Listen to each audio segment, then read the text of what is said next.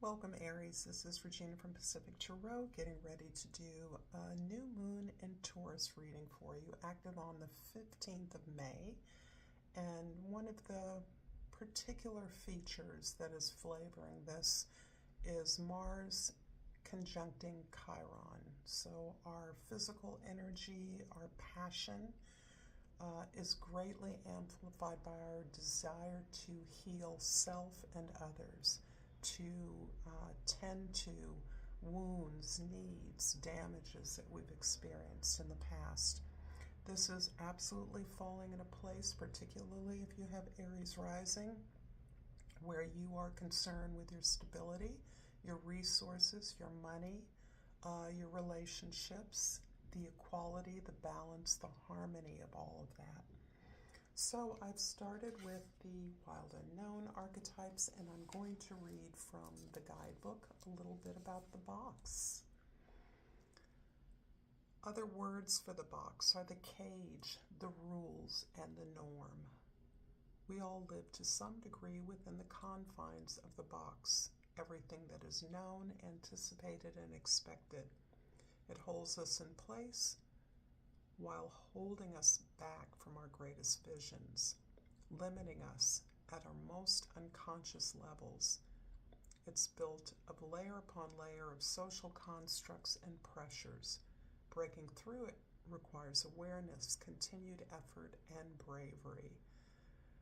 The box may appear as expectations from parents, a well-paying but heartless job, the pressure to look or behave like others, or simply to stay small. Once you break through one layer, another will present itself to you. Keep going, break through. An exquisite life requires it. So it also states, moving outside of the box is exhilarating and expansive, but destabilizing it. Others will wonder what you are doing and why. This is part of the process. So that bravery of which you have in spades, Aries, is part of your necessary armor in fighting your way to freedom. And with this, the self-esteem card, I possess gifts of the soul that benefit me and others. This is showing me that not only are you fighting for your own freedom at some level, your own liberation, but you do that for others. And in fact, doing it for others is what helps you to validate or justify why you are doing it for yourself. It may appear that you are working at your own individual liberation, but I'm pretty sure that for most people, particularly those that have been conditioned in terms of the norm, this is stating that you've gotten powerful training in what is expected of you by society, by others, that you have learned to fight for yourself through and while helping others. That's part of the armor, that's part of the arsenal, it's part of the resources you use to keep yourself moving forward to a place of greater liberation and greater stability, because you can't throw out the baby with the bathwater. You're aware you still need to eat, you still want to be in productive relationships, you still want to be comfortable and stable. And so you really have needed this circle of support around you that is aligned with your values and is equally willing to fight for your rights, for your ability to pursue your unique truth. In the present, the Knight of Wands, one of your cards, really shows you exploring these possibilities at this point.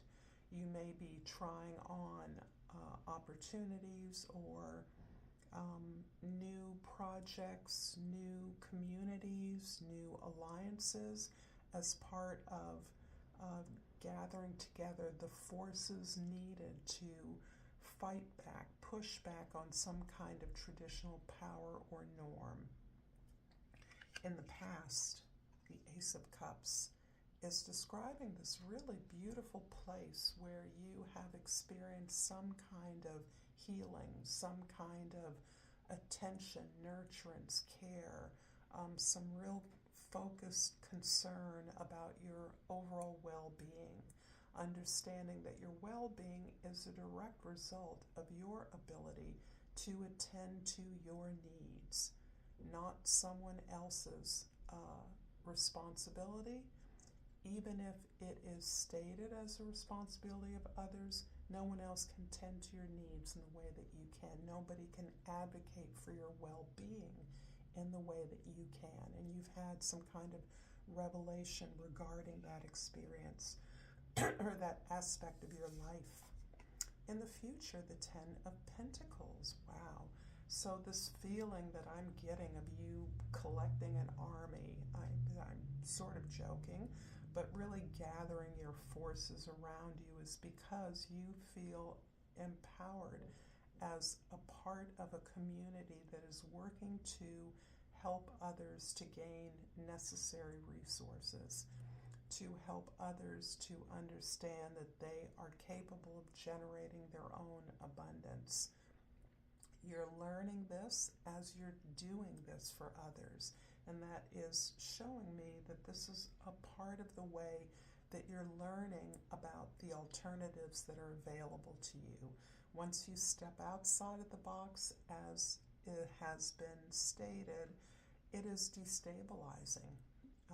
You're looking for sources and support from places that are not as familiar, but from others who have experienced a similar sense of being constricted, unreasonably constricted, and therefore not able to pursue a healthy path towards success or progress. If this is resonating for you, Aries, please like this video, share this with others, and subscribe to my channel, Pacific Tarot. I really appreciate all of you who are here with me today. I'm going to clarify the past, the Ace of Cups with a couple of cards, and there's the Fool and the Star card. Wow. And in the present, the Knight of Wands is clarified by the Ace of Swords and the Page of Cups, or the Scribe of Cups in this deck, and the Ten of Pentacles is clarified by the Temperance card and the Five of Swords. I want to make clear that your aim is change. No matter what you're doing or even how you're doing it, you see change as the route to collective well-being. And that means you're working actively towards making available the resources that you've come to experience, sharing those, making those available to others, showing the way. There's some kind of modeling that you're doing that is important to whatever effort you're making towards this change. In the past, the Ace of Cups, the Fool, and the Star card. This is stunning. This really is about having the faith, coming out of this experience of healing, deep healing that you've had, whatever that is. This is your now unshakable faith and belief in your capacity to do what it is you need to do to achieve this vision, this ideal of humankind working productively together to elevating the well-being of others. This is part of your vision, and this is something you feel completely empowered to do. In fact, you understand that your faith and effort on this particular journey, on this path, is actually in and of itself a healing journey. So you are no longer daunted by obstacles or restrictions. You no longer see them as things to get through or push aside.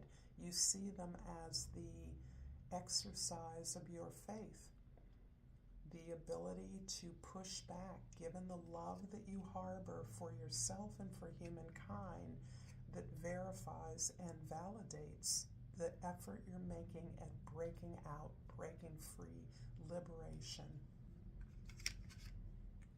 In the present, the Knight of Wands is clarified by the Page of Cups and the Ace of Swords. So your truth, your honest truth, is really the capacity to feel, to allow your feelings to stand as your truth, to mine your feelings. Sorry, allergies are really flaring up here. To mine your truth in a way that allows you to stand on your emotions. Your emotions are not just your feelings, they are your creative imagination, your intuitive awareness. This all comes from the same well of water.